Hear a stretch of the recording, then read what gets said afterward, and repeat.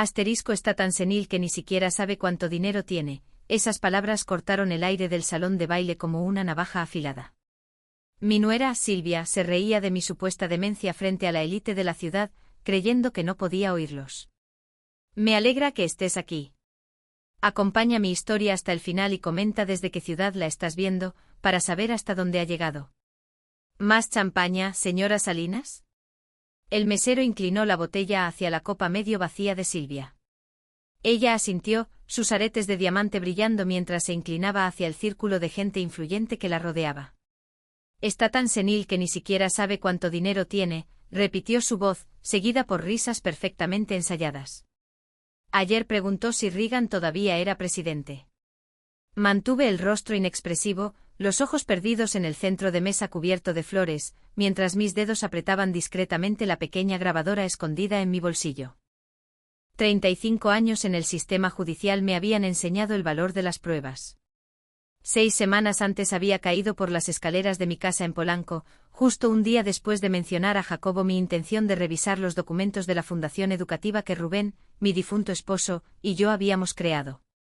Ahora, con la cadera reconstruida quirúrgicamente y desechando en secreto los medicamentos que me daban, me encontraba prisionera en la mansión de mi hijo en Lomas de Chapultepec. Un estruendo en la cocina desvió la atención de todos. Aproveché para ajustar la grabadora y observar el lugar. Cerca de las ventanas estaba el doctor Fuentes, el mismo que insistió en que necesitaba supervisión familiar en vez de atención médica en casa. En la barra, mi hermano Gustavo apartó la mirada rápidamente cuando nuestras miradas se cruzaron. «Es hora de tu medicina, querida Eleanor», interrumpió Silvia con voz empalagosa, empujando mi silla de ruedas lejos de la fiesta. Sus dedos se clavaron en mi hombro, un recordatorio sutil de quién tenía el control. Desde la ventana de lo que ahora era mi habitación podía ver el Tribunal Federal donde presidí durante 2 décadas, resolviendo casos de fraude financiero complejo. La ironía no se me escapaba, había pasado mi vida protegiendo a otros de depredadores sofisticados, solo para descubrirme vulnerable ante los que llevan mi propio apellido. «Deberías descansar ya», dijo Silvia, su tono dejando claro que no era una sugerencia. «El doctor Fuentes dice que demasiada estimulación no es buena para tu estado». Asentí sin decir palabra, observándola mientras revisaba la cámara de seguridad en la esquina antes de salir. La puerta se cerró con un clic, seguido por el leve giro de una llave. «Otra vez». Cuando sus pasos desaparecieron, saqué la grabadora y la escondí bajo la almohada junto a la carta que encontré ayer, una correspondencia entre mi hijo y el juez Hernández, hablando de una sociedad en proyectos inmobiliarios, los mismos que empecé a investigar antes de que mi repentino estado de salud forzara mi retiro hace 3 años. Mis dedos temblaban, no por la edad ni por enfermedad, sino por la rabia. Ellos lo habían planeado todo, mi jubilación cuando me acerqué demasiado a su negocio turbio, el testamento modificado de mi esposo durante mi duelo, y ahora esta reclusión premeditada para apoderarse de mis bienes antes de declararme incapaz. Miré el calendario junto a mi cama y calculé. Basado en la conversación telefónica de Jacobo que alcancé a oír, planeaban declararme legalmente incompetente en 47 días. Cerré los ojos no en señal de rendición, sino para concentrarme. Durante décadas había sentenciado a delincuentes de cuello blanco que se creían intocables, desenredando esquemas financieros complejos construidos sobre mentiras y manipulación. Ahora tenía que aplicar ese mismo análisis metódico a mi propio caso. El juicio había comenzado. Y a diferencia de los acusados que enfrenté en el tribunal, mi familia no tenía ni idea de que ya estaban siendo evaluados. A lo largo de mis años como jueza aprendí que las cárceles adoptan muchas formas. La mía era una jaula de vidrio y mármol valuada en varios millones. Rastreé mi encierro con precisión, anotando cada rutina, cada vulnerabilidad en esta casa que me mantenía prisionera. Las cámaras tenían puntos ciegos, el personal seguía horarios predecibles, y las conversaciones susurradas fluían cuando pensaban que yo dormía. «Hay que ajustar su medicación otra vez», murmuró Silvia a la enfermera que ella misma había contratado. Estaba demasiado alerta durante la cena. Mi antiguo despacho, que antes fue el de Rubén, era registrado todos los días. Las cartas se abrían, las llamadas vigiladas. Los medicamentos se administraban con precisión militar, aunque las dosis no coincidían con la receta original. Silvia había reprogramado mi rutina para que estuviera somnolienta cuando llegaran visitas y despierta durante las horas nocturnas, cuando me encontraba sola. Descubrí el motivo por el cual querían retenerme aquí específicamente durante estos meses. Detrás del cuadro del puerto de la ciudad, en mi antiguo despacho, había una caja fuerte empotrada que contenía los documentos de la fundación. Si vendían mi casa en Polanco como Jacobo insistía, tendrían acceso total sin levantar sospechas. Mi cuerpo estaba débil, pero mi mente, la misma que había desentrañado los fraudes financieros más complejos, afinaba su enfoque. Una noche mi hermano Gustavo entró sin tocar. Traje los libros que pediste, dijo con una sonrisa forzada que no alcanzaba sus ojos. Lo observé, el leve temblor en sus manos, la mirada esquiva, el reloj nuevo que probablemente costaba más de lo que su negocio en ruinas podía sostener. Cuando se fue, escuché a Jacobo hablando por teléfono en el pasillo. El neurólogo está confirmado para el 15. Si necesitamos la evaluación de competencia antes del cierre del proyecto en la costa, Hernández me aseguró que lo acelerara, pero necesitamos la documentación adecuada. Hice el cálculo mental, 47 días hasta que intentaran arrebatarme legalmente mi autonomía, 37 para construir mi defensa. Esa noche forcé el pestillo de la ventana con un abrecartas que había escondido.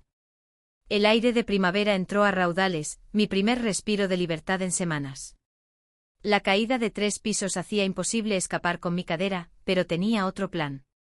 Al otro lado del jardín podía ver la ventana de mi nieta adolescente Mariana. La luz seguía encendida. A diferencia de los demás, ella me había mostrado verdadera preocupación, una resistencia sutil al relato de sus padres sobre mi estado. Tomé el pequeño espejo de mi tocador y lo incliné para atrapar la luz de la luna, dirigiéndola hacia su ventana en un patrón conocido, 3 destellos cortos, 3 largos, 3 cortos. SOS. Un viejo código de los veranos en que le enseñaba Morse en nuestra casa de Acapulco. Pasó un momento y su luz parpadeó en respuesta. Mi primera posible aliada. La ironía no me pasó desapercibida, una jueza poderosa, ahora dependiendo de una chica de 16 años. Pero en mis décadas en el estrado aprendí que la justicia muchas veces llega desde los rincones menos esperados. La verdad siempre encuentra la manera de salir a flote. Siempre. Por primera vez desde mi accidente sentí una pequeña chispa de esperanza. Estamos preocupados por tu confusión constante, explicó Jacobo de pie al frente de la mesa del comedor como fiscal ante un jurado.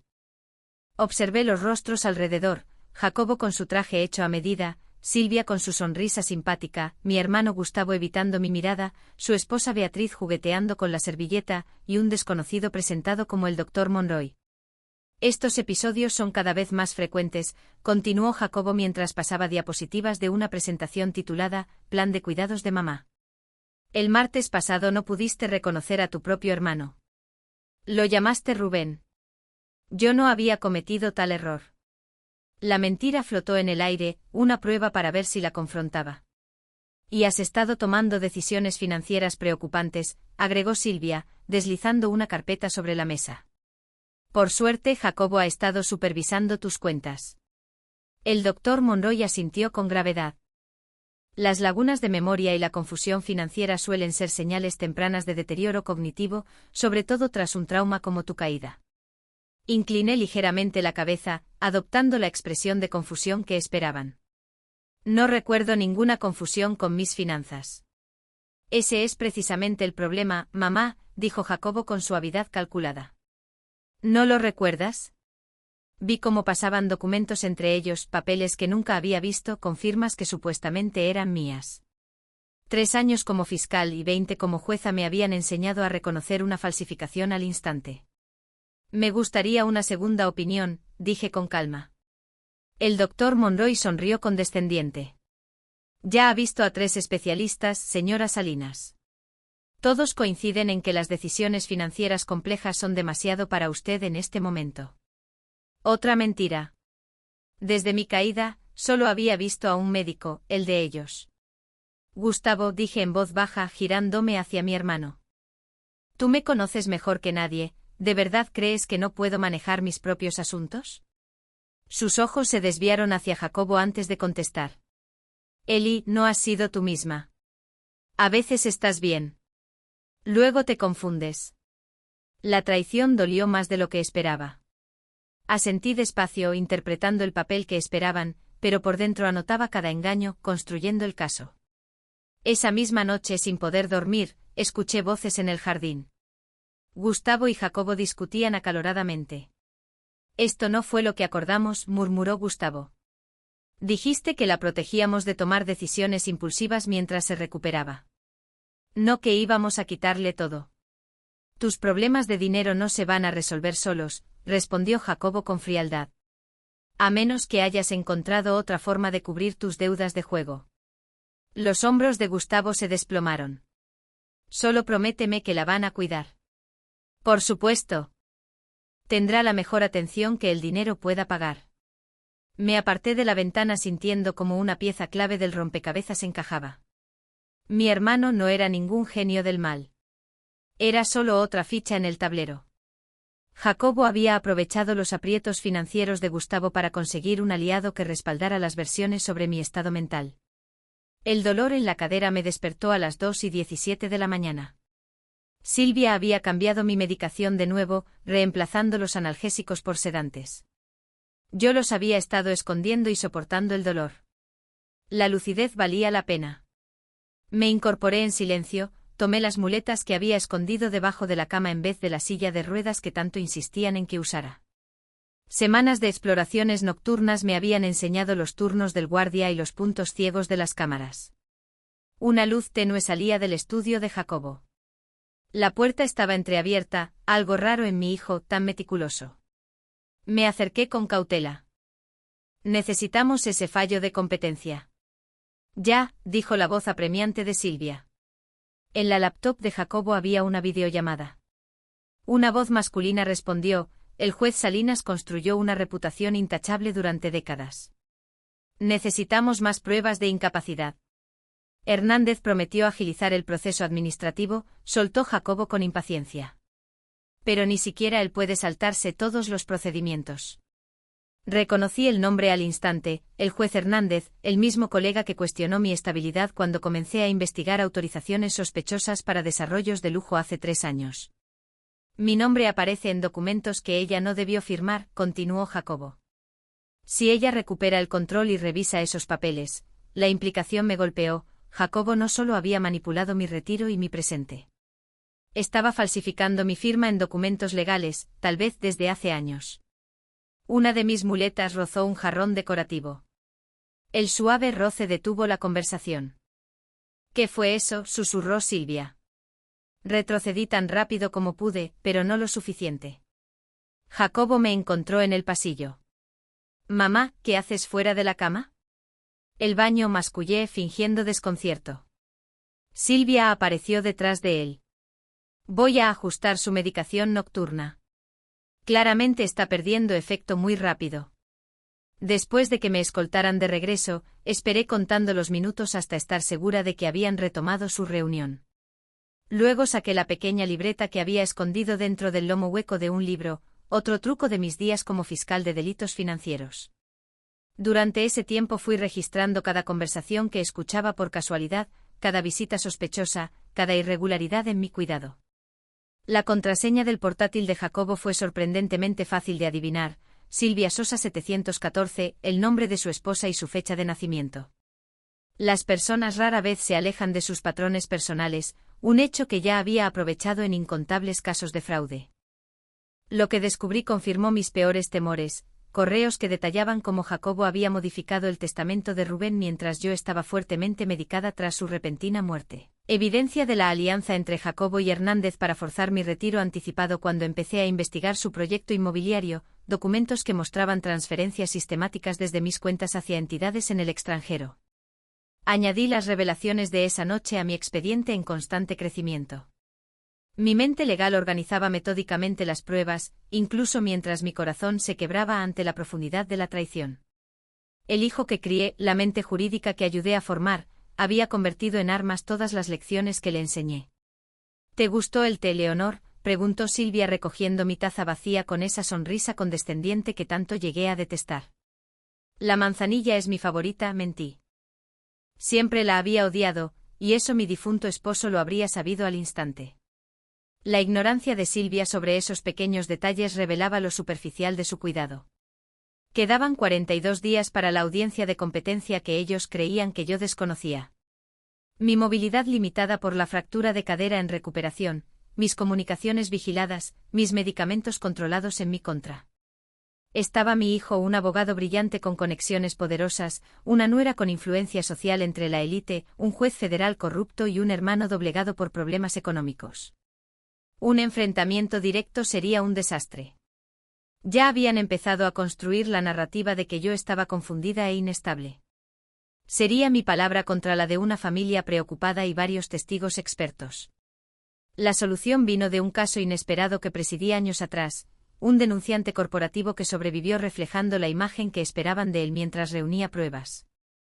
Si querían a una anciana confundida, justo eso les iba a dar, en la superficie.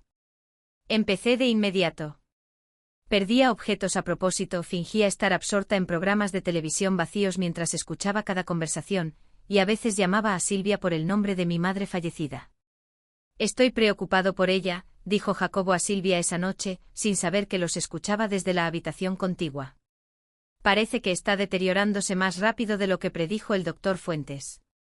Eso en realidad es una buena noticia, respondió Silvia.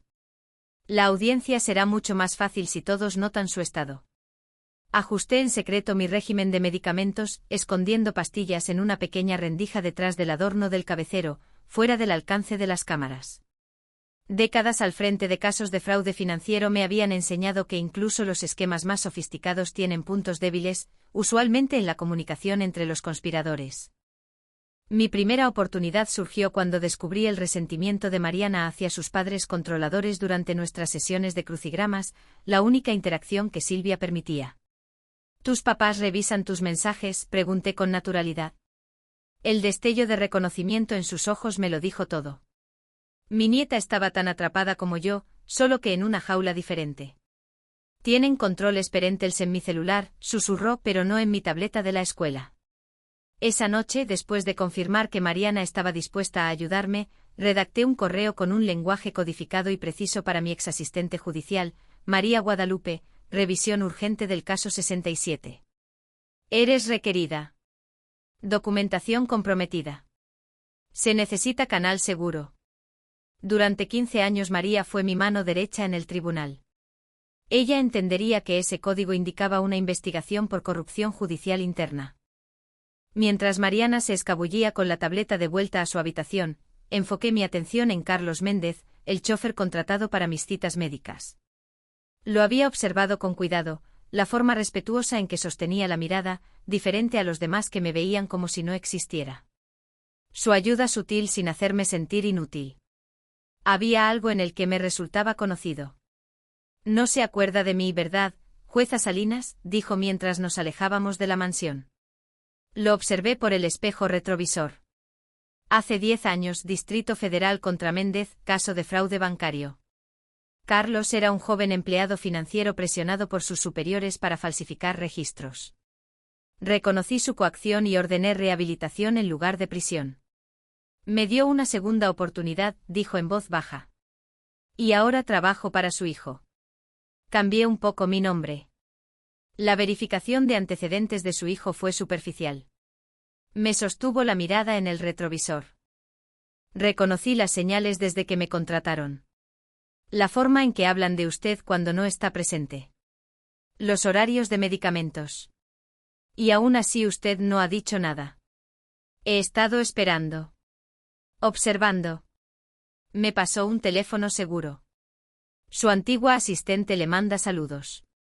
Está infiltrada en la firma de abogados de su hijo como secretaria temporal. Mis antiguos contactos en la corte lo gestionaron. Mi tercer aliado apareció más tarde esa misma semana, cuando la jueza Marta Villanueva, una colega de años, vino a hacer una visita amistosa. Silvia no se despegaba hasta que Marta mencionó los síntomas recientes de su menopausia, lo cual bastó para que mi nuera, incómoda hasta los huesos, saliera huyendo. Recibí un mensaje preocupante, dijo Marta cuando por fin estuvimos a solas, hablando en voz baja. María me mandó tu código. Cuéntamelo todo. Durante 20 minutos le expliqué mi situación, la jubilación forzada, los medicamentos manipulados, los planes que escuché sobre internarme en una institución. Han cometido un error monumental, dijo al fin. Ven tu fragilidad física y asumen que también hay un deterioro mental. Un error común, pero bastante útil para rebatir. Me han aislado. Controlan mis medicinas, vigilan mis comunicaciones y están armando con cuidado un caso de incompetencia. Entonces nos toca armar un caso más fuerte, respondió Marta, apretándome la mano. Tú enseñaste a toda una generación de abogados en la ciudad a desmenuzar conspiraciones financieras. Es hora de aplicar esas lecciones en carne propia. Esa noche, durante otra gala benéfica en la mansión, sufrí la humillación pública más amarga hasta la fecha. Silvia, más valiente de lo normal gracias al champán, me presentó ante la alta sociedad como nuestra querida Eleanor, que tristemente ya no distingue el pasado del presente, insinuando que confundía a las personas con personajes de telenovela. Mi respuesta fue derramar champán en su vestido por accidente, reforzando su narrativa sobre mi decadencia, mientras el pequeño dispositivo de grabación escondido en mi broche, cortesía de Marta, captaba cada palabra cargada de desprecio. Más tarde, sola y escuchando la grabación, noté algo que antes me había pasado por alto, el tono íntimo que Silvia usó al mencionar a Hernández, insinuando que su relación iba mucho más allá de lo profesional. Otra pieza del rompecabezas encajó. Algo se estaba gestando con las aprobaciones del desarrollo costero. Alguien está haciendo preguntas sobre nuestro proceso de licencias, murmuró Jacobo por teléfono, caminando de un lado a otro de su estudio mientras yo fingía dormir en un sillón cercano. Mi estrategia ya había entrado en fase activa a través de los canales que María había preparado, información cuidadosa, mente seleccionada, no suficiente para iniciar una investigación formal, pero sí lo bastante provocadora para levantar sospechas. Había llegado a oídos de reporteros financieros. Al mismo tiempo, Marta organizó que un inversionista de peso en proyectos costeros solicitara una reunión urgente con Jacobo sobre posibles irregularidades regulatorias. Hernández está sintiendo la presión del Comité de Ética Judicial, le dijo Silvia a Jacobo esa misma noche, en una discusión en voz baja que llegaba hasta mi habitación a través del conducto de la calefacción. Tenemos que cerrar la declaración de incompetencia antes de que ella tenga un momento de lucidez. Jacobo contrató al famoso neuropsiquiatra Dr. Kenneth Goldstein para una evaluación definitiva, sin saber que Goldstein y yo habíamos trabajado juntos años atrás en un comité de ética médico-legal. El doctor, reconocido por su integridad inflexible, había sido sugerido por Marta precisamente por esa cualidad. Finalmente logré estar a solas con María.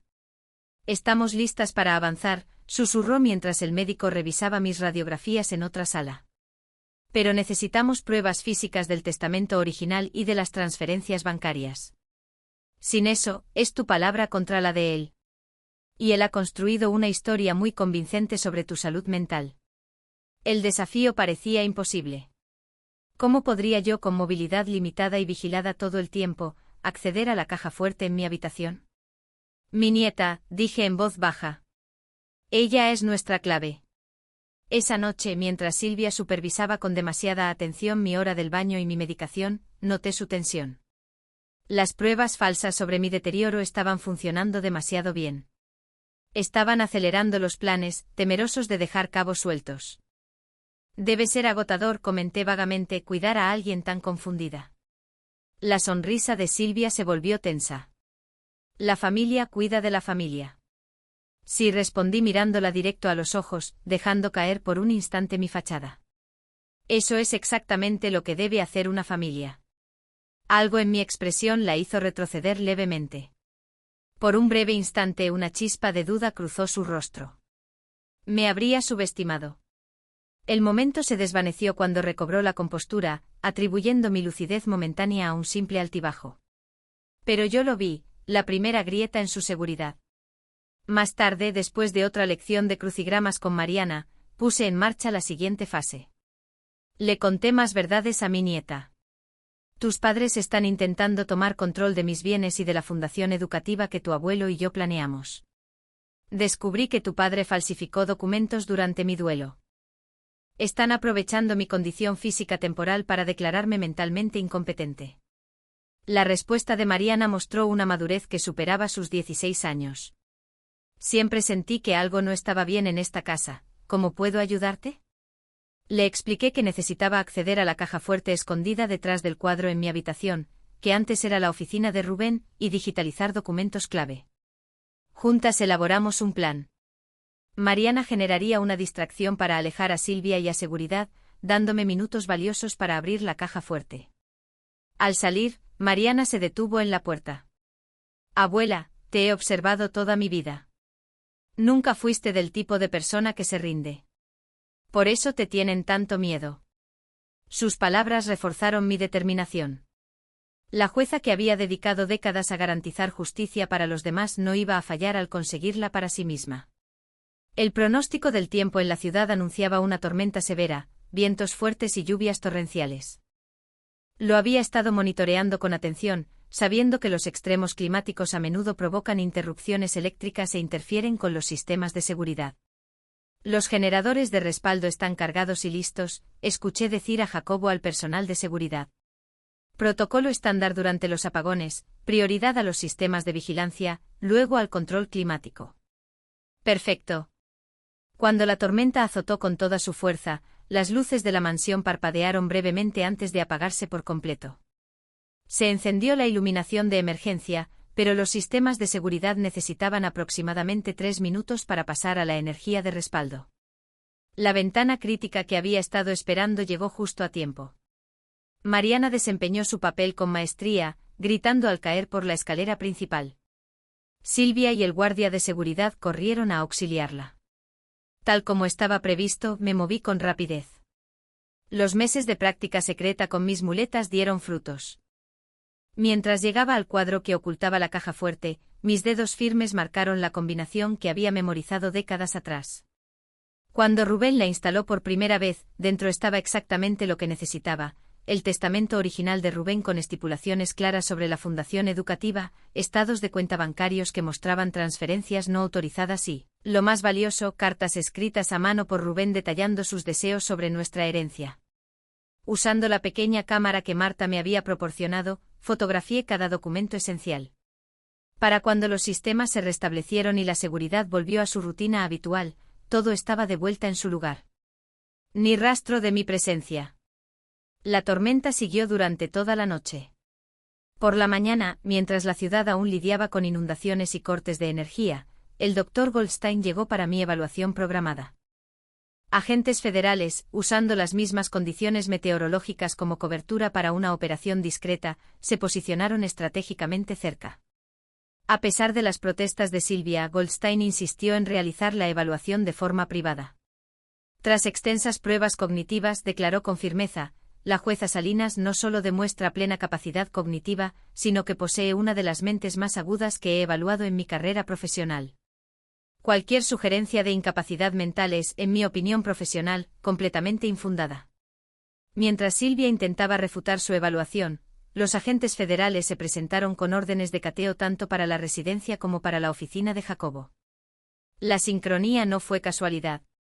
Era la culminación de semanas de planificación meticulosa coordinada por Marta Villanueva y el fiscal federal Domínguez, basada en la evidencia que había ido proporcionando poco a poco. ¿Qué significa esto?, exigió Jacobo al llegar a casa y ver a los agentes catalogando sus archivos. Jacobo Salinas, declaró el fiscal Domínguez con tono formal, estamos investigando acusaciones de abuso a personas mayores, fraude, falsificación y corrupción judicial.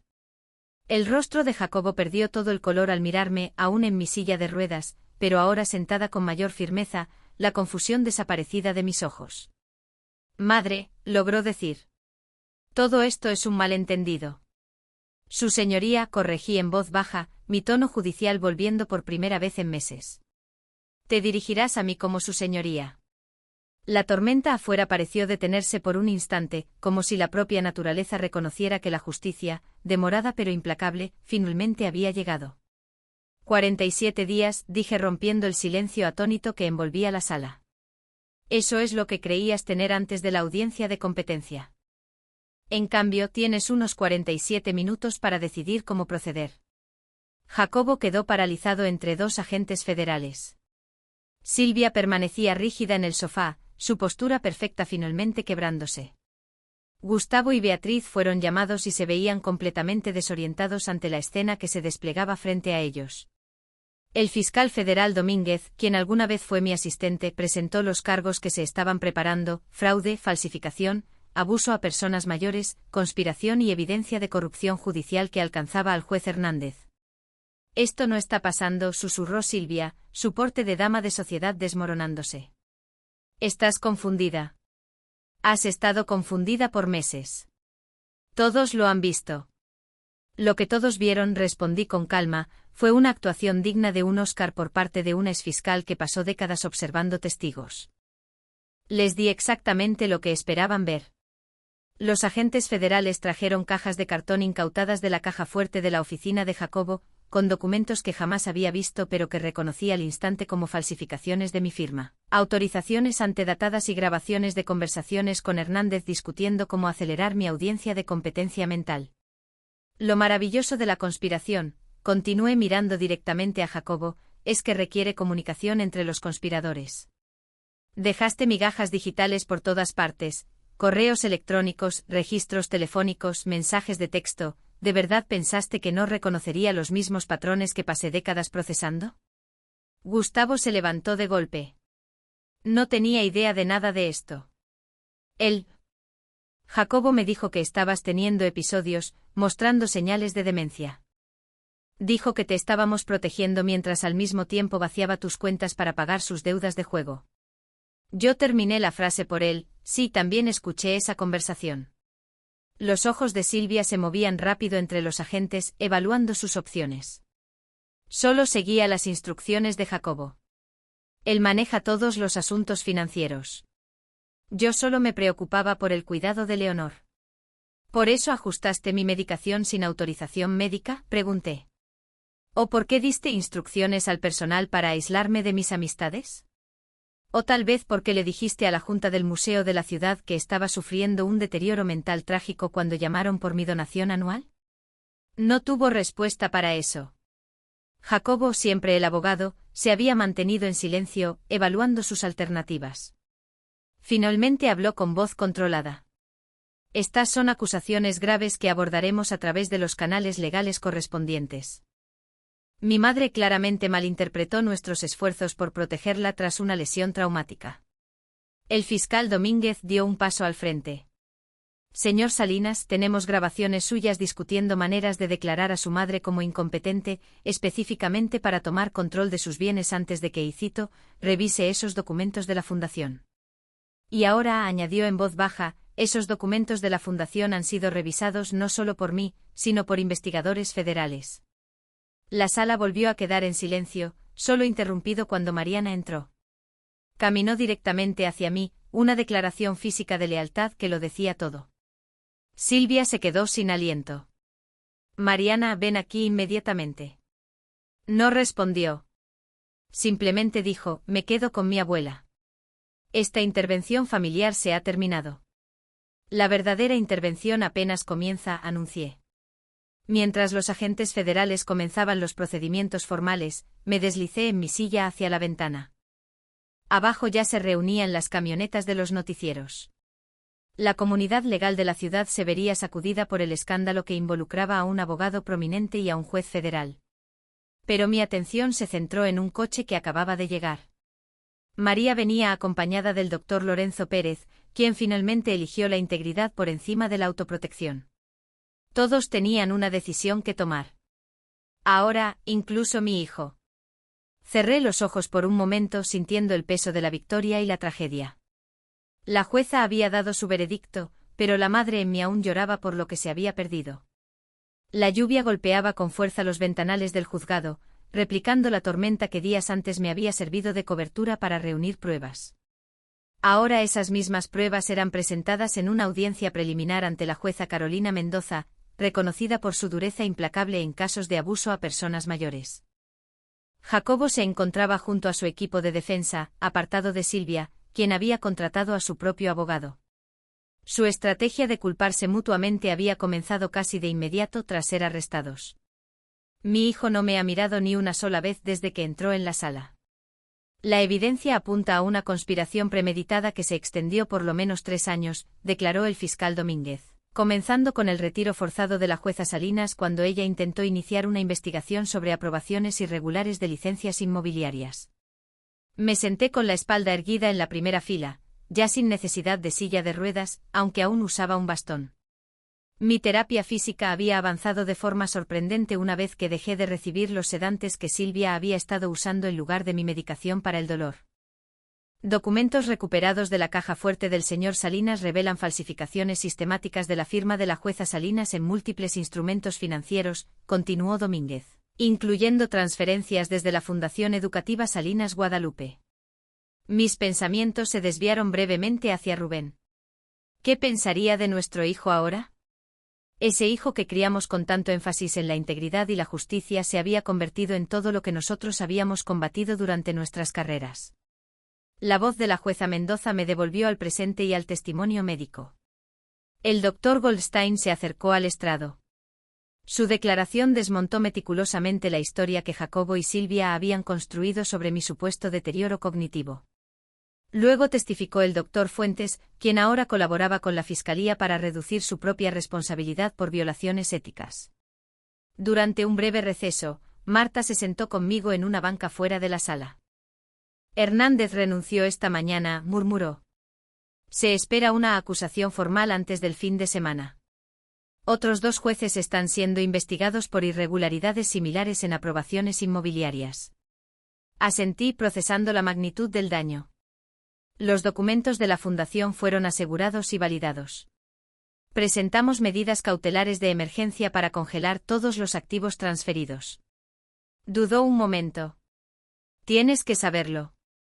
El análisis forense preliminar sugiere que Jacobo ha estado desviando fondos por casi 5 años. Esto empezó antes de la muerte de Rubén. El golpe emocional fue inmediato. No era solo una traición oportunista tras mi accidente, sino una mentira planificada con frialdad desde hacía años. Había estado investigando a mi propio hijo sin saberlo. Cuando se reanudó la audiencia, observé a Jacobo con atención.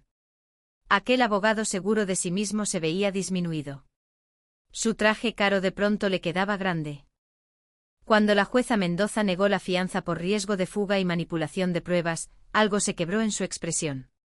Tal vez fue la primera vez que entendió que sus conexiones poderosas no podían protegerlo de las consecuencias. Cuando lo escoltaron fuera de la sala, nuestras miradas se cruzaron en ese instante. Yo no era la jueza Yanina Salinas, famosa por su rigidez al aplicar la justicia. Era simplemente una madre testigo del colapso moral absoluto de su hijo. Mantuve la compostura hasta llegar al cuarto privado que Marta había preparado. Solo allí, fuera de la vista pública, me permití un instante de duelo profundo por todo lo perdido. No solo bienes y confianza, sino la familia misma. Luego me enderecé, me sequé las lágrimas y me preparé para enfrentar las cámaras que esperaban afuera. El caso no había terminado y la justicia, como había dicho en tantas salas de juicio, no solo debe hacerse, sino parecer que se hace. Habían pasado 6 meses desde la audiencia preliminar. Después de decenas de mociones, contramociones y negociaciones de culpabilidad, el caso contra mi hijo había llegado a su desenlace. Jacobo aceptó un acuerdo que implicaba a Hernández y a varios funcionarios en una red más amplia de corrupción. Me senté en la primera fila con el mismo sobrio traje negro que usé en mi último día como jueza. A mi lado, Mariana me apretó la mano con cariño. Mi nieta se había mudado conmigo de forma permanente, floreciendo lejos del hogar manipulador de sus padres. Antes de aceptar este acuerdo, dijo la jueza Mendoza a la corte, quiero escuchar a la víctima. ¿Jueza Salinas desea hacer una declaración? Me acerqué al podio sintiendo el peso de todas las miradas. Durante décadas había estado detrás del estrado. Ahora estaba frente a él. Una posición que nunca imaginé. Su señoría, comencé con voz firme. La justicia cumple 2 funciones esenciales en la sociedad: hacer que quienes violan nuestras leyes rindan cuentas y ofrecer una vía de rehabilitación cuando es posible. Sentí los ojos de Jacobo desde la mesa del acusado. Su rostro era indescifrable. Jacobo Salinas no solo violó leyes escritas, sino también la confianza humana más fundamental. Como fiscal perseguía a quienes se aprovechaban financieramente de otros. Como jueza sentenciaba a quienes explotaban las vulnerabilidades ajenas. Pero como madre mi voz se quebró apenas, pero pronto recobró fuerza. Como madre no vi la corrupción moral que crecía en mi propia casa. La sala permaneció en absoluto silencio. El acuerdo de culpabilidad ante esta corte reconoce sus delitos y establece un marco para una posible rehabilitación. Lo apoyo no por sentimentalismo maternal, sino por principio judicial. Nuestro sistema debe castigar las faltas, pero también dejar espacio para la redención, por difícil o lejana que parezca. La jueza Mendoza asintió con reflexión, y con respecto al caso separado de Silvia Salinas, la nuera del acusado, debe seguir su curso según la evidencia y la ley. Su manipulación deliberada de mi medicación por sí sola demuestra una intención premeditada de hacerme daño. No pido trato especial ni a favor ni en contra de ella por el hecho de ser familia. Cuando regresé a mi asiento, la jueza Mendoza aceptó formalmente el acuerdo de culpabilidad. Jacobo cumpliría 7 años con posibilidad de libertad condicional a los 5, dependiendo de su cooperación continua con las investigaciones de corrupción en curso. Al finalizar el proceso, se le permitió a Jacobo hablar conmigo antes de ser llevado bajo custodia. ¿Por qué aceptaste el trato?, preguntó con una confusión sincera en su voz. Después de todo lo que hice. Porque la justicia no es venganza, respondí con calma. Pasé mi carrera asegurándome de que las consecuencias fueran proporcionales, no simplemente castigos. Eso es todo un principio legal. Observé el rostro de mi hijo buscando alguna chispa del niño que crié. No, Jacobo. Lo acepté porque, a pesar de todo, recuerdo quién eras antes de que la ambición te corrompiera. Si esa persona todavía existe en algún rincón, es algo que solo el tiempo podrá revelar. Bajó la mirada. No empecé planeando todo esto. Fue una concesión. Luego otra y otra más que parecía fácil. Lo sé. He escuchado esa misma historia de muchos acusados. La verdadera pregunta es si vas a usar estos años para reconstruir tu integridad, o solo para tramar tu próximo plan. Mientras los guardias se preparaban para escoltarlo, Jacobo dudó. Los documentos de la fundación. ¿De verdad papá pensó estructurarla así, con tantas restricciones y mecanismos de control? Sí, porque él entendía lo que tú te negaste a aprender. Que el poder sin rendición de cuentas lleva inevitablemente a la corrupción, incluso dentro de las familias. Especialmente dentro de las familias. Los guardias se lo llevaron, dejándome sola con Marta y Mariana en la sala que ya comenzaba a vaciarse. ¿Estás bien?, preguntó Marta en voz baja. Pensé en la pregunta con cuidado. No, respondí al fin, pero lo estaré. Afuera los reporteros esperaban declaraciones. Dentro reuní fuerzas para un último acto judicial, enfrentando al público no como una víctima en busca de compasión, sino como la representación viva de la justicia misma. Herida pero firme. Destrozada en lo personal, pero reivindicada en lo profesional. ¿Lista, abuela?, preguntó Mariana ofreciéndome su brazo. Asentí, enderezándome por completo y dejando a un lado el bastón. La justicia se sostiene por sí sola, murmuré. Aunque duela. El caso Salinas ha transformado radicalmente las leyes de protección a personas mayores. La experiencia de la jueza Salinas ha expuesto vulnerabilidades críticas en nuestros sistemas de tutela. La legislación que ahora avanza lleva su nombre, la Ley Salinas, estableciendo nuevas y estrictas protecciones contra conductas depredadoras disfrazadas de cuidados familiares. Después del simposio regresé a mi casa restaurada en Polanco. La Fundación Educativa Salinas Guadalupe ya estaba funcionando a pleno, apoyando a 15 estudiantes becados de comunidades marginadas. María había aceptado dirigirla como directora ejecutiva. Gustavo y yo habíamos llegado a una reconciliación incómoda. Su colaboración con la Fiscalía le otorgó inmunidad, pero casi todo lo demás lo había perdido. Llevaba 4 meses sobrio, reconstruyendo su vida poco a poco, empezando con un trabajo honesto administrando una pequeña librería. Silvia fue sentenciada a 3 años por abuso a personas mayores y manipulación de medicamentos, entre otros cargos. Su círculo social desapareció tan pronto como sus delitos salieron a la luz. Aquella socialité que se burlaba de mi desconcierto en las fiestas elegantes ahora vestía ropa de prisión mientras cumplía servicio comunitario obligatorio con adultos mayores. El juez Hernández y otros 3 funcionarios fueron acusados en una investigación por corrupción que seguía expandiéndose. El escándalo de licencias inmobiliarias sacó a la luz problemas sistémicos que tomarían años en resolverse. Y Jacobo, mi hijo, cumplía su condena en una cárcel federal de mediana seguridad, impartiendo clases de alfabetización legal a otros internos. Sus cartas llegaban cada mes. Al principio con intentos torpes de explicar, que poco a poco se convertían en reflexiones sinceras. Yo leía cada una con atención y respondía con honestidad mesurada. Si la redención auténtica era posible, aún era incierto. Pero la puerta seguía entreabierta. «Abuela, ya llegaron», gritó Mariana desde abajo. Bajé las escaleras y encontré al primer grupo de aprendices esperándome, 5 mujeres recién nombradas juezas. El programa de mentoría judicial había sido idea de Marta. Tu experiencia no solo debe cambiar leyes. Debe formar a la próxima generación de jueces. Ya instaladas en mi estudio, una jueza joven hizo la pregunta que las demás no se atrevían a formular: ¿cómo se sigue creyendo en la justicia después de haber sufrido una injusticia tan profunda? Lo pensé bien antes de responder. La justicia no es una idea abstracta, es una práctica diaria que exige vigilancia. Sobre todo cuando se trata de quienes más queremos. El sistema no es perfecto porque las personas no lo son, pero los principios siguen siendo válidos: responsabilidad, proporcionalidad y la posibilidad de redención. Más tarde esa noche, cuando todos se habían ido, me senté sola en el despacho de Rubén, restaurado a su diseño original. Sobre el escritorio había una invitación para presidir un nuevo grupo de trabajo federal sobre la explotación financiera de adultos mayores, junto a un contrato editorial para mis memorias, provisionalmente tituladas El último juicio, cuando la justicia vuelve a casa. Sonó el teléfono.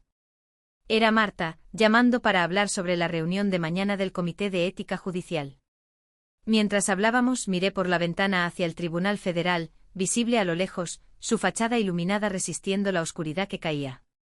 Están creando una división especializada en delitos financieros contra adultos mayores, explicó Marta. Le dije que sí, que estaría allí.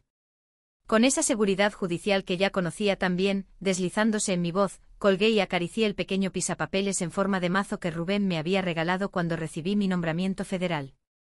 Durante 35 años había estado en cada uno de mis escritorios como un recordatorio del poder y la responsabilidad que me habían confiado. El mazo nunca se detuvo, susurré a la habitación vacía, repitiendo lo que ya había pensado. Solo cambió de sala. Afuera la ciudad seguía con su ritmo vespertino. Una ciudad en la que pasé décadas velando por la justicia de otros, sin imaginar que un día tendría que pelear por la mía. El sistema se había torcido bajo el peso de la corrupción, pero al final se sostuvo gracias a quienes eligieron la integridad sobre la conveniencia, la verdad sobre la comodidad. Bajo la luz cálida de la lámpara en mi despacho, rodeada de libros de derecho y expedientes del nuevo grupo de trabajo, me permití un instante de satisfacción tranquila. No era un triunfo, el precio personal había sido demasiado alto para llamarlo así, pero sí era la firmeza de una jueza que enfrentó el caso más difícil de su carrera y emitió un veredicto fiel a los principios que la guiaron toda la vida. La justicia, aunque tardía, pero decidida. Por fin había llegado a casa. Ahora me da curiosidad. Tú que escuchas mi historia, ¿qué harías si estuvieras en mi lugar? ¿Has pasado por algo parecido? Comenta aquí abajo. Y mientras tanto te dejo otras 2 historias favoritas del canal que sin duda te van a sorprender. Gracias por ver hasta el final.